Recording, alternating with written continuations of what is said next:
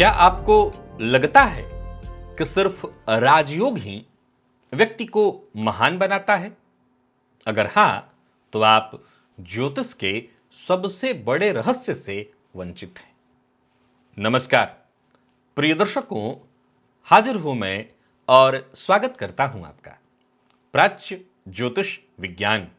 प्रिय दर्शकों, जैसा कि आप सभी जानते हैं, इस चैनल पर जब भी मैं कोई कार्यक्रम लेकर के आप सबके सम्मुख उपस्थित होता हूं तो मूलतः वो ज्योतिष से संबंधित तो होता ही है, जन्म कुंडली अध्ययन से संबंधित होता है और साथ ही साथ उन दर्शकों के लिए होता है जो कहीं ना कहीं ज्योतिष को भली भांति समझते हैं, जानते हैं, यानी बेसिक ज्योतिष उन्हें पता है।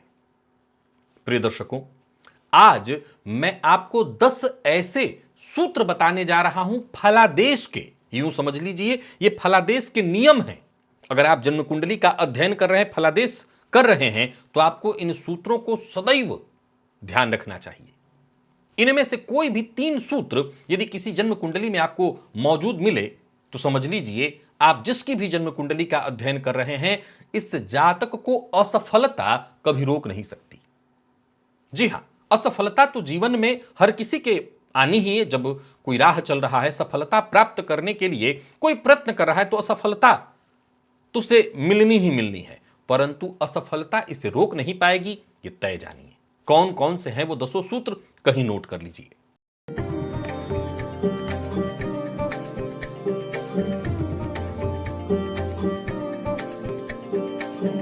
कहीं नोट कर लीजिए।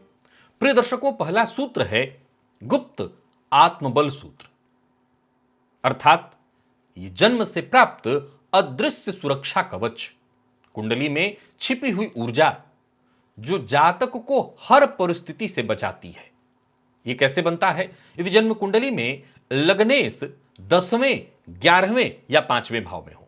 जन्म कुंडली में लग्न के स्वामी, जरा गौर करिएगा, पहले मैंने 10वें भाव को रखा, 5वां भाव पहले आता है, लेकिन उसको मैं बाद में रख रहा हूं। लग्नेश यदि कुंडली में 10वें भाव में हो तो समझ लीजिए कुंडली में कोई योग बने व न बने, यह अपने आप में बेहद महत्वपूर्ण योग है। लग्नेश लाभ में हो तो स्वास्थ्य से संबंधित परेशानी थोड़ी लाते हैं, लेकिन अपने आप में यह जातक के लिए एक सुरक्षा कवच है। और 5वें में हो तब भी ऐसे जातक को जन्मजात बल प्राप्त होता है। यह योग व्यक्ति को रहस्यमय शक्ति प्रदान करने वाला होता है, जिससे ऐसा जातक कभी असफल नहीं होता, और असफल हो भी तब भी असफलता को छोड़कर सफलता को प्राप्त करता है। रहस्यमय संरक्षक योग, प्रिय दर्शकों, अनदेखी शक्तियों का सहारा। यह कैसे बनता है? क्या आपने, अब जाहिर सी बात है किसी की कुंडली में हो तो आप उनसे पूछ सकते हैं, खुद से आप पूछिए, क्या आपने कभी महसूस किया है कि कोई ऐसी शक्ति जो हमेशा आपकी रक्षा करती हो? बहुत से ऐसे लोग हैं जो कहेंगे हां बिल्कुल मुझे ऐसा महसूस होता है। प्रिय दर्शकों, यह सूत्र राजयोग है, यह केंद्र त्रिकोण राजयोग है। यदि जन्म कुंडली में 10वें भाव का स्वामी यदि कुंडली के 9वें भाव में हो और 9वें भाव का स्वामी जन्म कुंडली के 10वें भाव में हो, ज्योतिष शास्त्र का सर्वाधिक महानतम एक योग है। ये राजयोग है, केंद्र त्रिकोण राजयोग है, परिवर्तन उसको आप कह सकते हैं, धर्म कर्माधिपति योग इसको कहा गया है। ये जातक को गुप्त संरक्षण प्राप्त कराने वाला योग। समझ लीजिए कि ऐसे जातकों को जन्मजात आशीर्वाद प्राप्त है। ऐसे लोग निसंदेह बड़े भाग्यशाली होते हैं और बड़े निर्णय सही समय पर लेते हैं। जाहिर सी बात है, भाग्यशाली तो वही है जो सही समय पर बड़े निर्णय ले। प्रिय दर्शकों, ज्योतिष ग्रंथों में इसे दैवीय संरक्षक योग कहा गया है। ऐसे जातकों को दैवीय कृपा जन्मजात प्राप्त होती है। मौन ग्रह का सिद्धांत, ये वाला सिद्धांत आप नोट कर लीजिए। इससे पहले आपने कहीं नहीं सुना होगा, मेरे दूसरे चैनल पर भी ये वाला सिद्धांत आपको नहीं बताया, बल्कि इस सिद्धांत पर एक और वीडियो होना चाहिए। मौन ग्रह सिद्धांत ये क्या है? प्रिय दर्शकों, जीवन का गुप्त मोड़।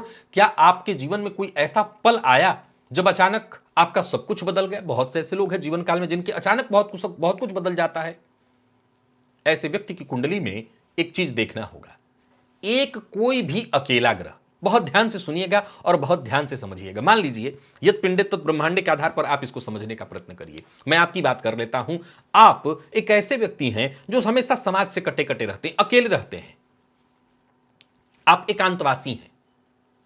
तो एकांतवासी होंगे तो आपकी एनर्जी, आपकी ऊर्जा, 2 ही बातें होंगी, या तो आप मानसिक रूप से रोगी हो जाएंगे, और एक दूसरा भी तथ्य है कि आप मानसिक रूप से इतने मजबूत हो जाएंगे क्योंकि आपने एनर्जी कहीं बांटी नहीं। प्रिय दर्शकों, ज्योतिष शास्त्र में ऐसे ग्रह को मौन ग्रह कहा गया है। कैसे ग्रह को? ऐसा कोई अकेला ग्रह जो वक्री हो, उच्च का हो, स्वराशि का हो, पर शर्त है उस पर किसी भी ग्रह की दृष्टि न हो, न तो युति हो न दृष्टि हो, यानी बिल्कुल अकेला। यह ग्रह गुप्त रूप से अपनी ऊर्जा को संचित करता है। जस्ट जैसा मैंने कहा कि आप अकेले रहते हैं, अपनी ऊर्जा तो कहीं बांटेंगे ही नहीं, तब फिर ऐसा जातक निश्चित उम्र पे कहीं भी ये रहस्यमयी शक्तियां जागृत हो जाती हैं उस अकेले ग्रह की, मौन ग्रह की, जब उसको जरूरत हो। और ऐसा जातक कुंडली के उस अकेले रहस्य, अकेले गुप्त ग्रह के, उसको हम अकेला ग्रह या मौन ग्रह कहेंगे, उस ग्रह के रहस्यमयी प्रभाव से जीवन में हर तरह की सफलता हासिल कर सकेगा। मैं पुनः दोहरा दूं, मैं वैसे तो 10 सूत्र आपको बता रहा हूं, इनमें से कोई भी 3 सूत्र किसी कुंडली में घटित हो तो समझ लीजिए ऐसे जातक असफल होके भी असफल रहेंगे नहीं। प्रिय दर्शकों, 2 विपरीत ग्रह, यह छिपा हुआ रहस्य कहा जाता है।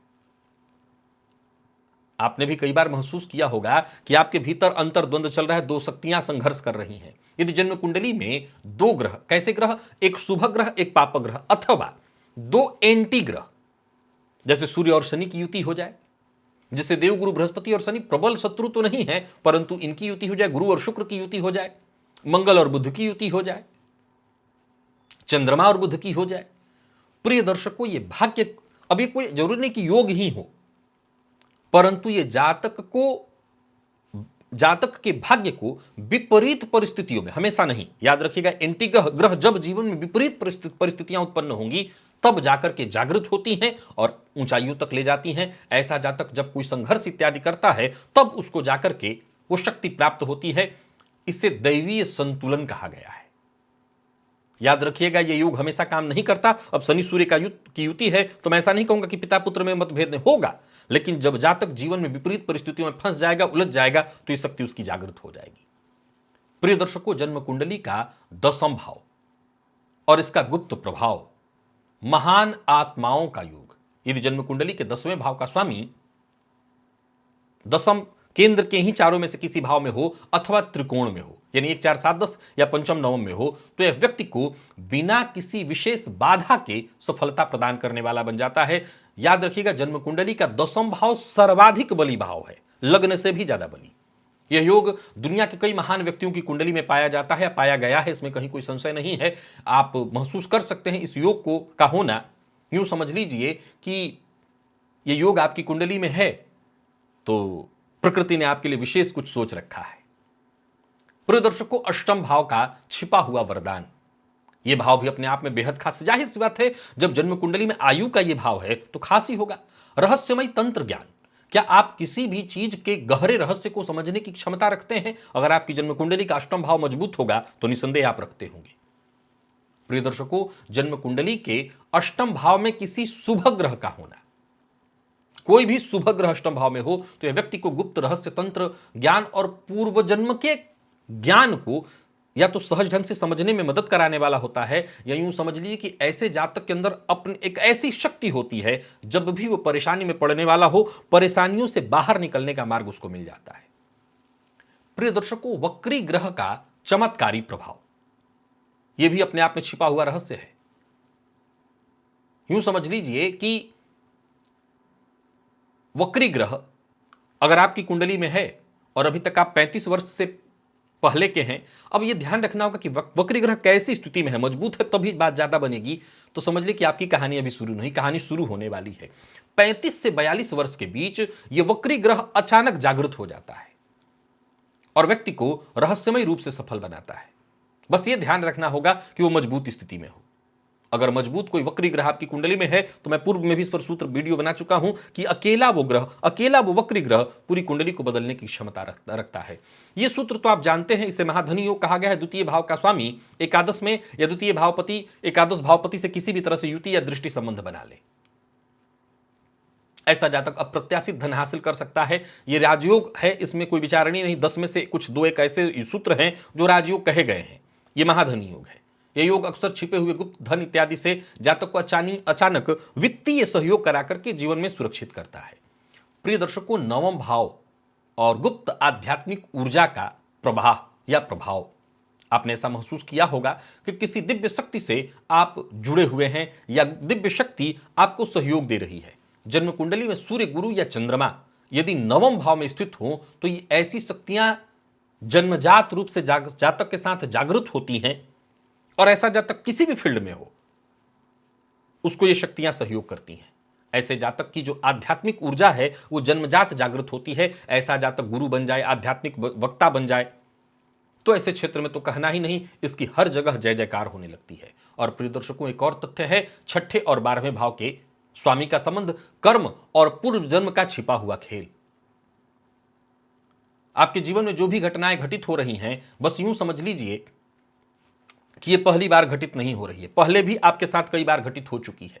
यदि जन्म कुंडली में छठवें 12वें भाव के स्वामी युति या दृष्टि संबंध में हो, विशेषकर युति संबंध में हो, और उन पर किसी शुभ ग्रह की दृष्टि पड़ जाए, देवगुरु इत्यादि की, अगर देवगुरु ही इसमें से कोई भाव के स्वामी है तो बुध की या शुक्र की दृष्टि, तो जातक अपने पूर्वजन्म के कर्मों को पुनः इस जन्म से जोड़ लेता है, या यूं समझ ली कि पूर्वजन्म के अपने कर्मों के प्रभाव से उसको सफलता तो मिलती है, असाधारण शक्ति उसको प्राप्त होती है, और यह शक्ति उसका सदैव सहयोग करती है। मैंने 10 ऐसे सूत्र बताए जिसमें से 2 आप कह सकते हैं कि राजयोग है, बाकी आप 8 योग ऐसे कह सकते हैं। महापुरुष योग तो नहीं है, गजकेसरी नहीं है, महाधन योग की मैंने चर्चा की, और धर्म कर्माधिपति योग की, लेकिन बाकी के सारे योग 8 के 8 सूत्र, किसी भी जन्म कुंडली में इनमें से कोई भी 3 सूत्र आपको दिखाई पड़ जाए तो आप समझ लीजिए आपके हाथ में जिस व्यक्ति की कुंडली है, चाहे आपकी खुद की कुंडली, जीवन में आप कभी असफल नहीं हो सकते। इन 10 सूत्रों को कहीं नोट करके अवश्य रख लीजिएगा। आज के लिए बस इतना ही, इजाजत दीजिए, पुनः मुलाकात होगी। तब तक के लिए नमस्कार।